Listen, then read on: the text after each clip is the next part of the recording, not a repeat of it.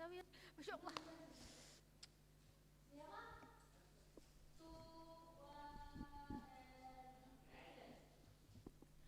Assalamualaikum warahmatullahi wabarakatuh. Kembali lagi dengan kami di acara TV SMK Negeri 1 Tasikmalaya. Di sini saya sebagai MC. Ada banyak contoh kenakalan remaja di lingkungan sekitar yang bisa ditemukan. Bahkan kemungkinan sedikit orang merasa terganggu terhadap perilaku kenakalan remaja. Meski meresahkan, kenakalan remaja termasuk hal yang dapat diatasi, dicegah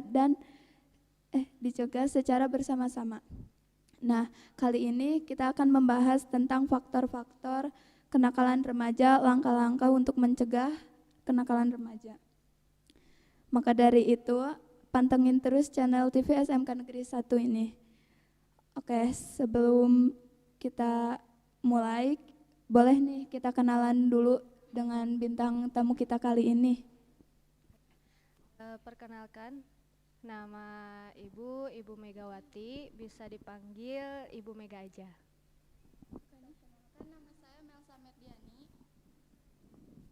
Perkenalkan, nama saya Melsa Merdiani dari kelas 10 BDF. Terima kasih telah menyediakan waktunya untuk berkumpul dan berbagi pengetahuan dengan kami pada hari ini. Sebelum ke pembahasan, aku bakal ngasih tahu dulu nih apa itu kenakalan remaja. Kenakalan remaja adalah perbuatan melanggar hukum yang dilakukan oleh remaja, baik itu secara individu ataupun secara kelompok. Nah, sekarang boleh nih saya tanya-tanya mengenai apa itu kenakalan remaja. Apa faktor-faktor utama yang menyebabkan kenakalan remaja sih? Oke. Menurut Ibu, banyak sekali ya yang terjadi pada zaman sekarang dikarenakan zaman yang sudah melakukan segala sesuatu hal dengan teknologi. Jadi kemarin ya banyak yang curhat gitu ya. Di mata pelajaran P5 BK itu tahun 2021 kalau nggak salah. Itu yang menjadi faktor utama penyebab anak-anak atau remaja melakukan kenakalan itu yang pertama adalah faktor keluarga. Yang kedua ada faktor lingkungan. Yang ketiga ada faktor pergaulan. Yang keempat itu ada dari sekolah. Yang kelima ada faktor dari pemahaman agama. Yang keenam ada kondisi ekonomi. Dan yang ketujuh itu adalah penyalahgunaan teknologi informasi. Ya, yang Ibu akan jelaskan yang nomor pertama dulu ya. Faktor utama yang menyebabkan remaja tersebut melakukan tindakan kenakalan adalah dari faktor keluarga. Faktor keluarga menjadi faktor utama jika pola asuh yang salah. Contohnya orang tua yang membedakan atau sering membanding-bandingkan anaknya. Yang kedua adalah orang tua yang kurang kontrol pada anaknya. Yang ketiga kurangnya kasih sayang. Yang keempat didikan yang terlalu keras. Yang kelima yaitu gestur orang tua yang tidak menginginkan kehadiran anaknya. Dan yang terakhir itu adalah anak yang broken home, cenderung melakukan tindakan kenakalan. Yang kedua itu faktor lingkungan, di mana dia berada atau di mana dia bergaul. Yang pertama contohnya kalau misalkan si lingkungannya positif berarti anaknya akan melakukan hal-hal positif. Tetapi kalau misalkan lingkungannya negatif maka dia cenderung akan melakukan hal-hal yang negatif pula. Contohnya misalkan di lingkungan prostitusi, di lingkungan yang banyak menyalahgunakan narkoba atau zat-zat adiktif ya, yang selanjutnya lingkungan yang memang betul-betul banyak terjadi tindakan kekerasan. Yang ketiga adalah pergaulan. Jadi anak kalau misalkan tidak memiliki mental yang baik atau memiliki mental yang lemah dan tidak adanya didikan dari orang tua, maka dia cenderung akan melakukan hal-hal negatif yang dilakukan oleh teman-temannya atau meniru kelakuan teman-temannya. Contoh misalkan mabuk-mabukan, terus memperlihatkan tindakan kekerasan ataupun penyalahgunaan narkoba seperti itu. Terus yang keempat itu dari sekolah. Sekolah apabila tidak mengembangkan bakat dan potensi anak karena ketidakcocokan kurikulum dan juga tidak ketersediaannya ekstrakurikuler yang memang betul-betul tidak bisa meningkatkan potensi dan karakter anak. Terus yang poin selanjutnya itu tentang pemahaman agama. Jadi itu sangat penting sekali, bukan sekedar sekolah saja yang memberikan pendidikan agama, melainkan didikan seorang orang tua itu harus memberikan pendidikan agama yang baik ya. Jadi madrasah pertama itu adalah orang tua. Terus yang poin terakhir adalah kondisi ekonomi. Kalau misalkan kondisi ekonomi di sebuah keluarga tersebut kurang, maka anak tersebut akan melakukan hal-hal yang kriminal. Contohnya misalkan mencuri, merampok untuk memenuhi kebutuhan dan keinginannya. Terus yang terakhir adalah penyalahgunaan informasi. Jadi alih-alih dia menggunakan media sosial atau media informasi, bisa jadi dia mengakses konten-konten dewasa atau melihat tindakan kekerasan ya. Contohnya misalkan kemarin ya banyak terjadi tindakan kekerasan kepada temannya, kepada adik kelasnya dan lain sebagainya yang bisa ditiru atau cenderung untuk meniru perilaku tersebut gitu. Cukup. Menurut kakaknya gimana? Pada dasarnya, kenakalan remaja terjadi karena mereka belum mengerti bahwa apa yang dilakukannya dapat merugikan diri sendiri atau orang lain. Mereka perlu bimbingan. Sama seperti Ibu tadi, kenakalan remaja itu bisa jadi karena lingkungannya, pergaulannya, bawaan dalam diri, pengasuhan dari kecil, atau bisa saja karena mereka perlu perhatian. Pasti ada sebabnya sehingga membuat pola pikirnya terbentuk untuk melakukan suatu kenakalan. Nah, kalau langkah-langkah apa aja sih yang bisa mencegah dan mengatasi kenakalan remaja?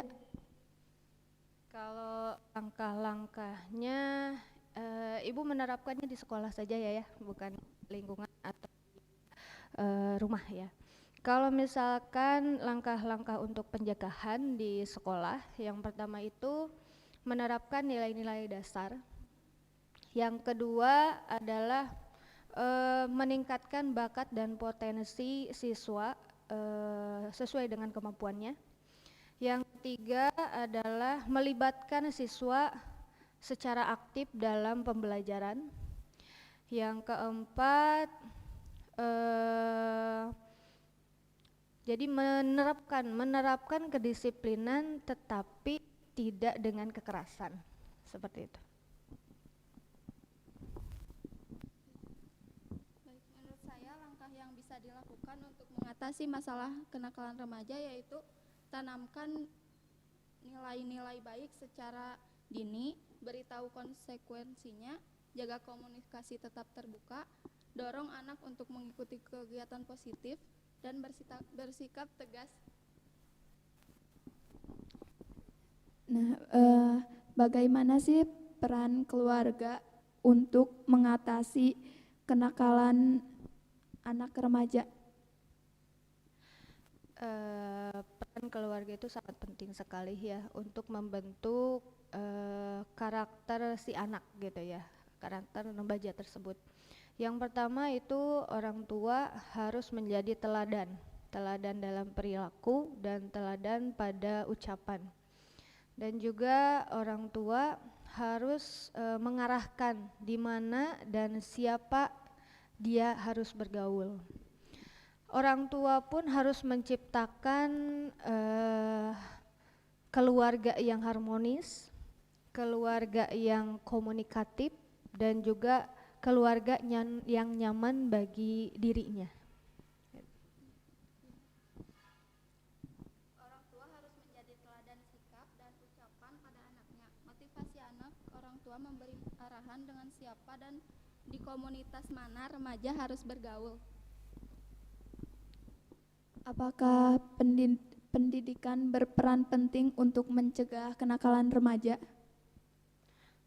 Sangat penting sekali ya, karena pendidikan dibentuk untuk mendidik ya, mendidik dan juga membentuk moral seorang pelajar. Maka dari itu pendidikan yang memang sesuai untuk mendidik moral tersebut yaitu pendidikan agama. Ya, pendidikan agama sangat penting sekali untuk membentuk moral yang lebih kuat sehingga dia bisa memilah dan memilih mana yang baik dan mana yang buruk. Dan juga solusinya itu orang tua pun sangat harus andlih gitu ya, harus ada perannya gitu ya. Perannya itu yaitu orang tua harus memberikan pendidikan yang layak untuk anaknya agar karakter dan potensinya itu bisa berkembang gitu. Peran pendidikan dalam mengurangi kenakalan remaja dapat dilakukan dengan cara guru yang mampu menjadi teladan bagi siswa, menciptakan suasana belajar yang religius, layanan BK yang intensif, tata tertib yang tegas, kerjasama seluruh elemen sekolah yang kompak, dan dibentuknya komisi disiplin. Apakah sistem hukum harus lebih berfokus pada rehabilitasi terhadap hukuman ketika menghadapi kenakalan remaja? Kalau menurut Ibu sih ada di Undang-Undang Nomor 23 Tahun 2002 tentang perlindungan anak ya, pasal 1 berbunyi seperti ini. Kenakalan atau penyimpangan yang dilakukan pada usia di bawah 18 tahun itu disebut kenakalan. Tapi kalau misalkan yang penyimpangan atau kejahatan yang dilakukan pada usia lebih dari 18 tahun maka disebut kejahatan atau penyimpangan. Jadi Ibu melihat dulu kali ya, melihat dulu skala penyimpangannya. Kalau misalkan skala kecil atau bisa ditoleransi, maka itu hanya memberikan rehabilitasi saja. Tetapi kalau misalkan skalanya besar atau bisa dikatakan tidak bisa ditoleransi lagi, itu harus ada hukuman yang setimpal dengan apa yang dirasakan oleh si korban. Contohnya dalam kasus yang kemarin ya, ada teman yang menganiaya temannya sendiri gitu ya. Karena kalau misalkan hanya yang dirasakannya perasaan saja gitu ya, itu bisa direhabilitasi. Tetapi kalau misalkan yang dirasakannya fisik, contohnya perubahan fisik, adanya lebam, adanya perubahan fisik patah tulang dan lain sebagainya, itu si pelakunya harus dikasih hukuman yang setimpal karena agar mendapatkan efek jera gitu. Selama Ibu mengajar di sini, adakah kenakalan remaja yang tidak bisa ditoleransi? Selama ini sih masih ada di tahap toleransi ya. Jadi memang kenakalannya masih di skala kecil gitu. Kayak misalkan omongan ya. Contohnya misalkan omongan yang tidak senonoh, omongan yang memang ada kata-kata binatang gitu ya, dan lain sebagainya. Itu memang perlu bukan untuk didisipliner tapi untuk direhabilitasi. Jadi itu adalah bahan evaluasi untuk guru-guru yang lain agar bisa membenahi mental anak dan juga karakter anak gitu. Pesan untuk anak muda zaman sekarang agar terhindar dari kenakalan remaja gimana? Ya kalau misalkan untuk terhindar dari kenakalan remaja sih, yang pertama itu adalah kita harus selalu dekat dengan Tuhan atau harus meningkatkan iman dan Islam gitu ya. Yang kedua, patuh terhadap orang tua. Yang ketiga, meningkatkan solidaritas. Yang keempat, tidak membeda-bedakan manusia atau tidak membeda-bedakan kasta. Yang ketiga, itu kita harus menjadi mediasi konflik ya. Yang terakhir, si siswa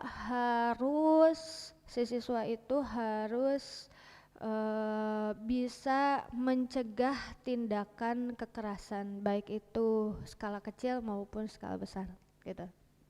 Baik, terima kasih kepada Bu Mega dan Kak Melsa yang telah membagi pengetahuan yang sangat bermanfaat. Oke teman-teman, sekian acara talkshow dari kita. Semoga ilmu yang disampaikan dapat bermanfaat bagi kalian. Assalamualaikum warahmatullahi wabarakatuh.